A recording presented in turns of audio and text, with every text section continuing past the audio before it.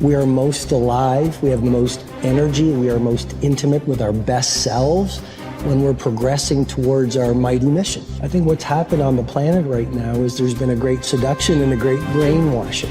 When we are kids, we want to be astronauts. We want to do all our dreams.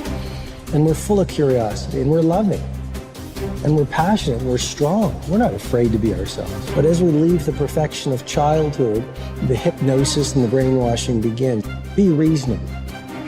So that's our nature, but our parents give us limitation based on their limited psychology. And don't sing too loudly, don't dream too big, don't be too passionate. As we've left who we truly are, we've contracted.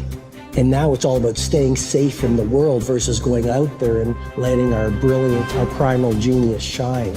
And a lot of people just have stuffed that pain of disappointment and their doubt really deep inside, and they just are addicted to distraction and escapes because they don't want to deal with their potential that they've denied. What's the most important key to success? I think it's hunger.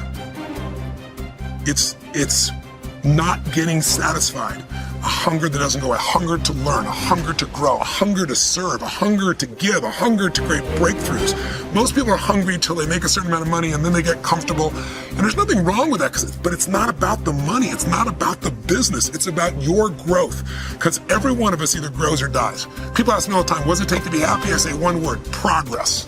Progress equals happiness, because achieving a goal feels good for how long? A week, a month, 3 months, and then there needs to be something else. And the reason for something else is because you gotta grow. I want to find more. All I can.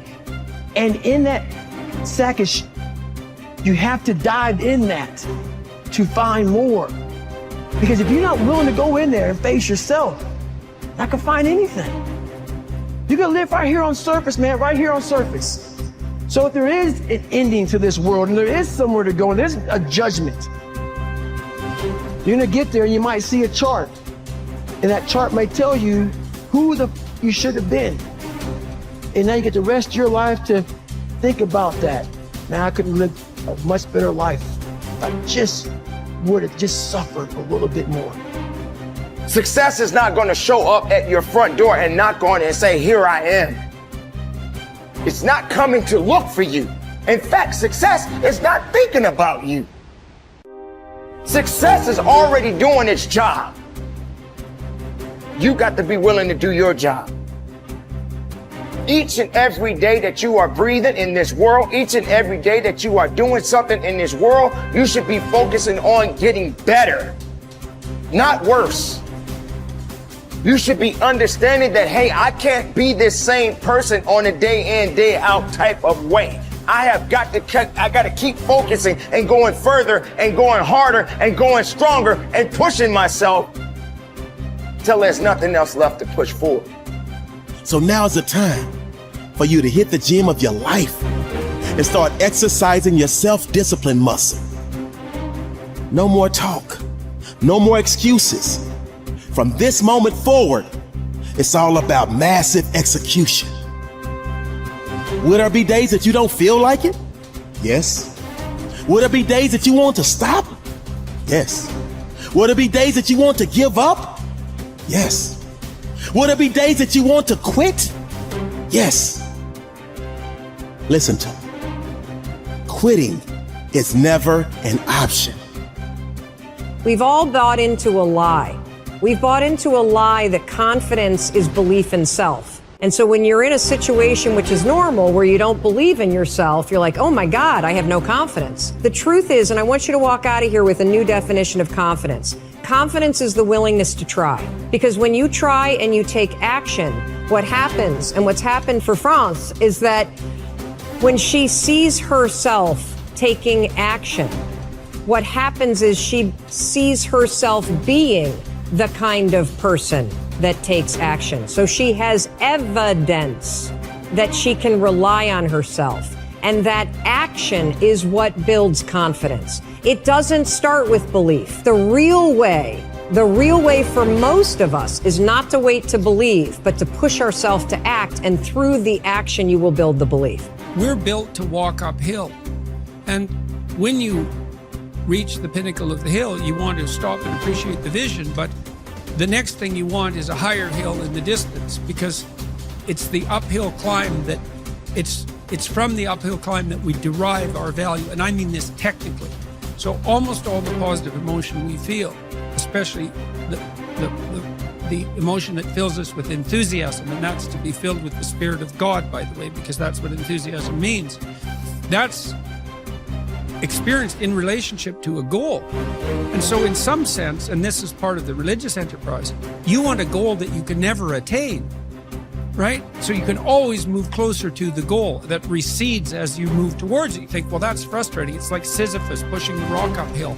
But it's not, because as you pursue that goal, you put yourself together and your life does get better and richer and more abundant. And that's why the highest levels of virtue and goal are in some sense transcendent. You want them to be above everything you're doing so you can continually move towards something that's more sublime and better. That's what you are. You're here to live, not to sleep. I didn't study, I didn't study a book. I literally put myself in a fire repeatedly, like a sword. You put a sword in the fire repeatedly and repeatedly. If you keep on doing that, you're going to get a nice sword. And then you keep on beating it. You got to beat the shit out of it. And that's what I am. Yeah. I became that. I said, okay, we can't quit. We got to figure out why you are this. Why are you this, man? What is wrong with you? What's going on here? So I kept on putting the sword back in the daggone fire, and I just beat it harder. And I beat it harder. Before I knew it, I started realizing, all right, man, the brain is starting to get hard. The brain is starting to get hard. I'm no longer a theorist. I'm now a practitioner. I put it in hell. I dissected it while it's in hell, because you can't dissect anything in a normal environment. You can't dissect anything in 72-degree weather. You must put it in the freezer and freeze the fuck out of it. And then you dissect it. Dissect it when it's miserable. Dissect the brain when all it's thinking about is, I need to get out of here, man. I want to get out of the freezer. Open the door. And he said, nah, 5 more seconds, man. 5 more seconds in the freezer. And that's when you start to pick that brain apart. And that's what all this stuff did to me. I kept on putting myself back into the freezer or the fire and beating the out of myself, mentally and physically. Before I knew it, this is what happened. Ralph Waldo Emerson believed that anyone who had put their heart and soul into their work and had done their very best could hold their head up high. Merely talking about it or only putting in a modicum of effort wasn't good enough in his mind. It was all or nothing. He believed that doing your best was an admirable quality, and that although you might not always be successful, knowing that you had done all you could was often all that mattered. At least you could look yourself in the eye. This ethos is central to many youth movements, such as the Scouts and Guides, and is a great philosophy for life in general. Indeed, doing your absolute best in everything you do is something that we should all aspire to, and it doesn't matter if it's at school, university, work, or home.